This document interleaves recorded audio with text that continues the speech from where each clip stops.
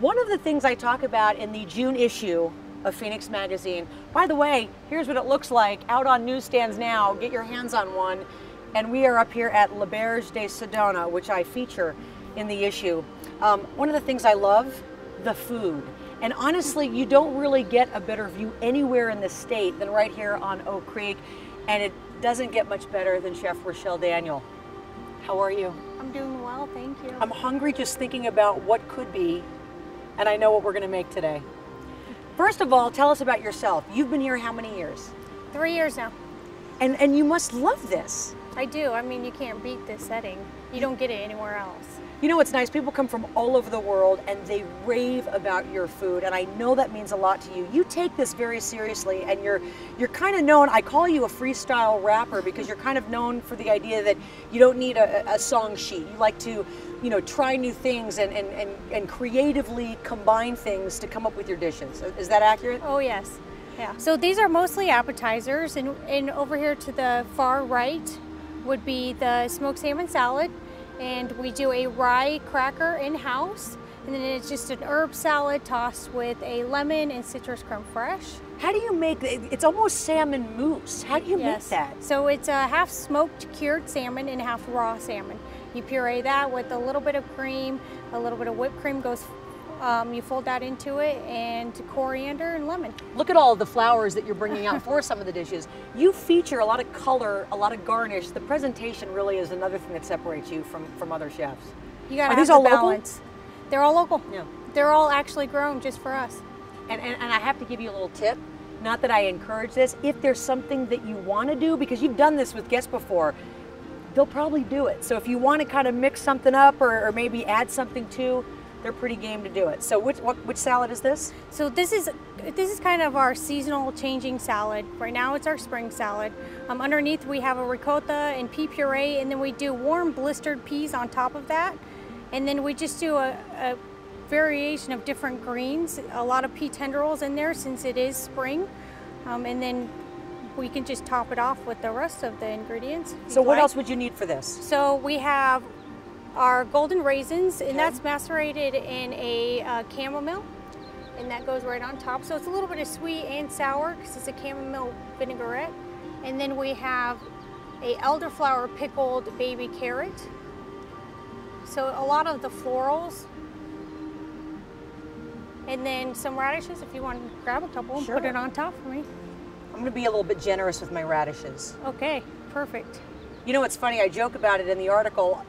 You include so much, even if the dish isn't necessarily an enormous dish, you pack a lot into that small dish. So for the folks that have to serve the food, is it always kind of a challenge for them to remember everything that's on something? You know, it's not just a salad, it's a salad with about 10 things on there. Oh, and plus. Yeah, 10 things plus. So what's the joke? They say to you what? We're building airplanes. We're building airplanes. It's a lot more than just having food. Okay, so here we have is our carpaccio that we age in-house for 36 days. It's a Kansas City never program, great beef. So I just take a lot of these tiny vegetables because I like the beef to kind of speak for itself, and spread them everywhere. This is kind of fun because you get to do whatever you want. It's not you have to put it here and there. And so is this a dinner appetizer? Yes, it is. Okay. So what we have is our tiny radish, tiny carrots, we have gherkins. You're more than welcome to just throw veg on here if you'd like. I'm just going to watch you do this. Okay. I'm going to mess it up. Then we have tiny turnips.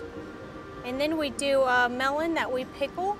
To pickle something is almost like preserving it, and you're pickling it in a vinegar solution. Okay. Does it just bring out more flavor? Or it actually keeps the crunchiness of the vegetables or whatever item you're preserving. Okay. And then it gives it like that tang. That's a great technique that you use. It really does make a difference.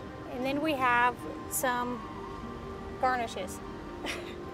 I know she was hoping that I would help out, but she's too good at what she does. I don't want to mess it up. So we have a little bit of whipped creme fraiche. And then we do just a small amount of truffle oil on the greens. And then we have a fermented black garlic that we mix with a little bit of roasted garlic and some lemon. Has anything not worked? Did you ever experiment with something and at the end of it you're like, we're not going to serve that? Okay. And then we make our in-house rye roll, and we top it with a little bit of pine honey that we make as well, and caviar. Again, if she doesn't already have enough stuff on there, she keeps going. She's a freestyle rapper. And then we do a cured egg yolk, and that's where you get all your salt. So we cure it in a meringue as well and dehydrate it. And so traditional carpaccio or tartare beef has egg, and there's your egg part. I have never seen carpaccio made this way ever. That is so creative and so clever. I have to show people what I wrote about in the article. Okay. So this dish, and keep in mind, I don't even like duck liver or whatever foie gras is, but I was blown away by this. I wanted folks to see it because I write about it. Tell us everything that's in this.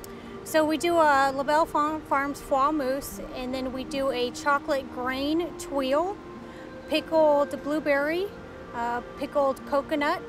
It's pickled in a coconut vinegar that we get from Jerome. Then you have salsify 3 ways: crispy salsify puree, and then we do a fermented salsify as well.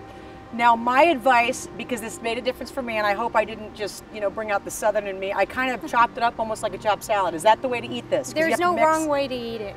Are you sure? Yes. All right. All right, so I wanted people to see what I wrote about in the article. And by the way, if you don't already have a copy of the June issue of Phoenix Magazine, it's on newsstands now. You'll read all about Chef Rochelle and her son, who needs to start appreciating more what you do here.